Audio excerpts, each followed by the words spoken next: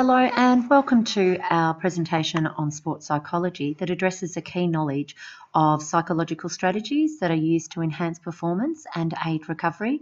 And this includes sleep, meditation, motivational techniques, optimal arousal, mental imagery and concentration. And you need to be able to compare and contrast these different practices. So the definition of sports psychology, it's the study of psychological factors that influence and are influenced by participation in sport and exercise. Over recent years, the study of sports psychology has certainly been recognised as to the value of improving psychology of athletes. And sports psychologists do a number of things. They enhance performance and mental skills. So they look at things like goal setting, imagery, improving self-confidence. They help to manage anxiety and relaxation techniques, help athletes with concentration and mental preparation. They help with stress and time management, team building and leadership. They assist athletes with communication skills and travel skills. They debrief and provide evaluation on different sports psychology programs. They assist in recovery and injury rehabilitation and coping mechanisms with injuries. They also help or they provide psychological assessments and do video analysis of sporting emotions in their performance. So firstly, let's just look at what is motivation. It's defined as the direction and intensity of effort, and it's also concerned with persistence and continued involvement in physical activity. So if a coach can keep athletes motivated, then they're more likely to have enjoyment from the sport and continue to experience success and want to persist with their participation in that sport. There's two types of motivation. There's extrinsic motivation and intrinsic. Extrinsic is where people get motivation from external sources, and examples include being given money, trophies, sponsorships, scholarships, t-shirts, public recognition, fame, whereas intrinsic motivations are things more like enhanced perceived competence, self-worth, enjoyment. So those intrinsic or internal motivations that come from within the participant.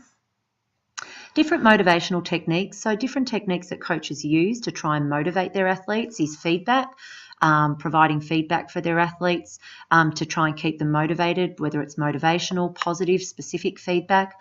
Using smarter goals, so smarter standing for specific goals so that they're more motivated to try and do their goal setting and achieve their goals. You need to make sure that the goals are measurable, that they're able to measure them to see if they have improved. They need to agree upon the goals with the sports psychologist, with the coaches, with parents, with the participant, with the athlete. The goals need to be realistic. They need to have a time frame on them. They also need to be exciting and challenge the athlete, and they need to be recorded. Motivational techniques that are used by coaches tend to be positive self-talk. It helps them focus. It can act as a calming effect and provide motivation during competition or by providing competition. So giving players the opportunity to compete against themselves to try and improve. External competition, when they're a part of a team, when they're evaluated by others, give them the opportunity to have that competition, whether it be internal or external, to try and enhance their motivation. Here are another range, so providing feedback's been mentioned, but emphasising task goals. So giving them goals, so doing those smarter goals and trying to work towards them, collaborating with different people in their team, empowering athletes, giving them the opportunity to make decisions can help motivate them, using reinforcement, whether it be constructive criticism, positive feedback, using positive self-talk, teaching athletes to talk to themselves in order to try and improve performance. And examples of that could be keep trying, try your best. And saying that to themselves internally. Encourage competitiveness where appropriate, and that was mentioned before, setting realistic goals according to those smarter goals, and allowing for success and competence. What is arousal? Arousal is the physiological and psychological level of alertness that an individual experiences. This can vary on a continuum from deep sleep down this end, sleep, to increased anxiety. So they're in a state of anxiety. When athletes work at an optimal arousal, generally in the middle here, they tend to be highly motivated. They're able to concentrate on the activity. They can attend to the relevant cues. So, do they need to be focusing, if it's a cricket batter, are they focusing on the placement of the hand of the bowler and being able to block out those irrelevant cues? They need to work in the zone or flow state when they're in optimal arousal. And they need to be able to experience optimal heart rate, respiratory and sweating rates when they are in a good state of arousal. Now, low levels of arousal in that can result in low motivation, lethargy, apathy, where they just can't be bothered. They're easily distracted. They're not concerned about their performance. They're not enthusiastic. They may be focusing on lots of, other irrelevant sorts of cues. And they may be moving slowly and have that heavy feeling in the legs. Whereas signs and symptoms of high arousal can be nervousness, anxiousness, the butterflies, nausea, shaking. Dermot Brereton, prior to playing, was known for vomiting before a game. That would be considered to be high arousal. They have a high elevated heart rate, insomnia when they can't sleep because they're nervous. They get dry mouth, cold, clammy hands. They often engage in negative self-talk because they're getting so nervous. They can't concentrate and they've got a really narrow attention field, increase in muscle tension, which can result in decreased coordination, and frequent urination can be a problem. So here we can see this theory. It's known as the inverted U theory. And here we can see that here's performance low to high. So here's optimal performance. And we can see that here is optimal performance in that inverted U. So here is optimal performance, which is when our arousal level falls midway between low and high levels of arousal. So when you are next performing, so what you can do, relax your neck, shoulder, chest and arm muscles if you are feeling over aroused. Some strategies to try and decrease arousal can be to take a slow, deep breath. Force your chest to rise and stomach to extend. Don't hunch or raise your shoulders. So focusing on just those relevant cues on the performance and the breathing. Exhale slowly and feel the chest starting to return to the position for a diver. And then as they exhale, they go through a prepared routine that's going to refocus their attention. So it gives them those, things to think about rather than those nerves. So, for instance, if a softballer is playing and they're feeling really nervous, they may focus just on the gaps on the softball field where they want to hit the ball. They may focus on the point of contact being made in a tennis serve for a tennis player.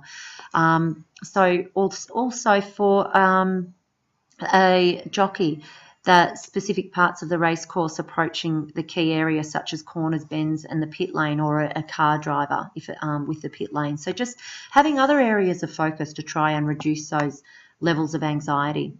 So techniques used to promote optimal levels of arousal are fostering confidence and a sense of control, recognising signs and symptoms of anxiety, so teaching them what their signs and symptoms are, identifying their emotions, increasing their self-awareness of where they are on that arousal continuum, and implementing strategies that are tailored to the individual.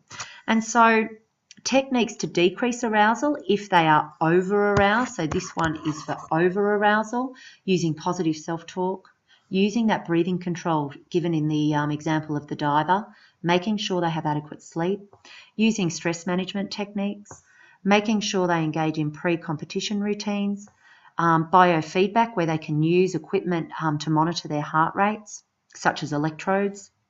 They can use soothing music to calm them down.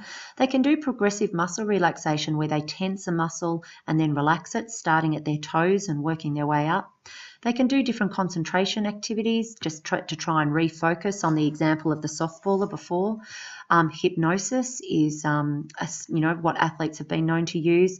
They can use what's called stress inoculation training, which is where in training the coach imposes stresses similar to a game situation, and they practice their response to it. They practice being able to deal with that stress. Using imagery, so closing their eyes and putting themselves in that position of mentally imagining that they're there. So it's mental rehearsal. Meditation is also a strategy where they meditate, closing their eyes, focusing on a particular word to try and calm down their arousal, lower their arousal levels.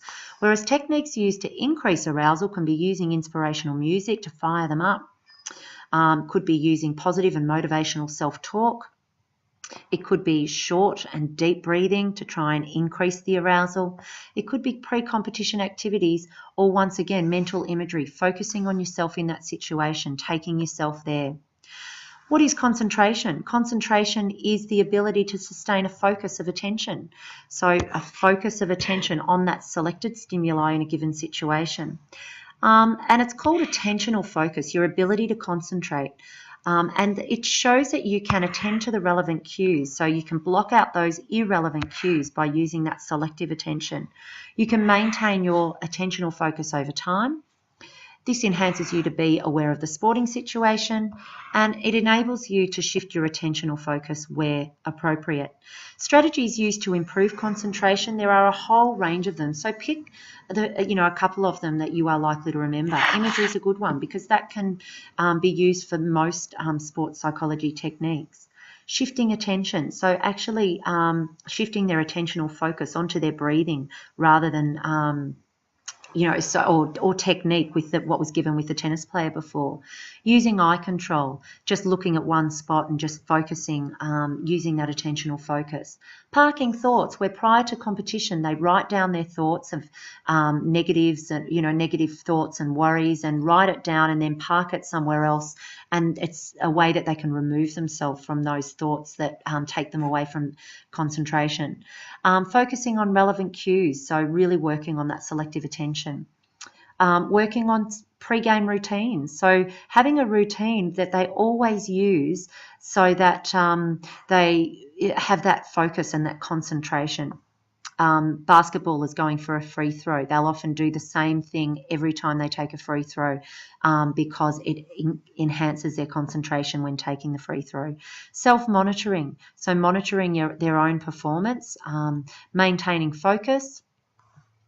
Overlearning of skills, so practicing and rehearsing over and over again so that they're a real autonomous learner, so that it's in memory, so that it enables them to enhance their concentration in other ways. Meditation is also a way in which you can enhance your concentration.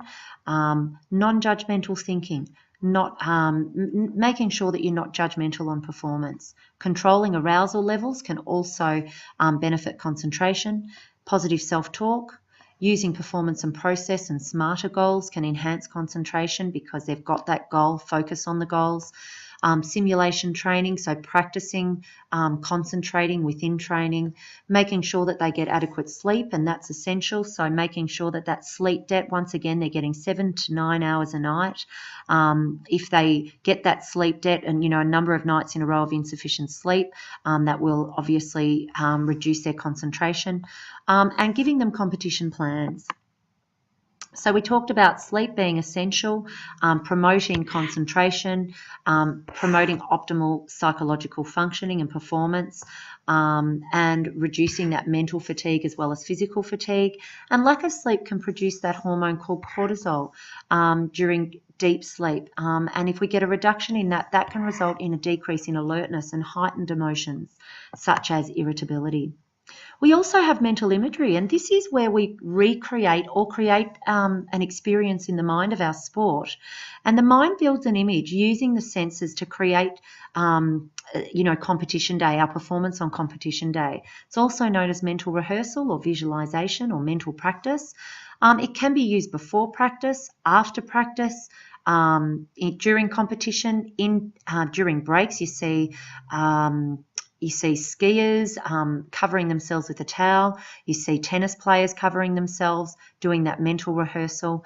And using imagery enhancing performance can improve concentration, increase motivation, build confidence, prepare athletes for competition, help them to acquire their skills, and practice strategy, help them to control their arousal levels, to cope with pain or injury, and help them solve problems.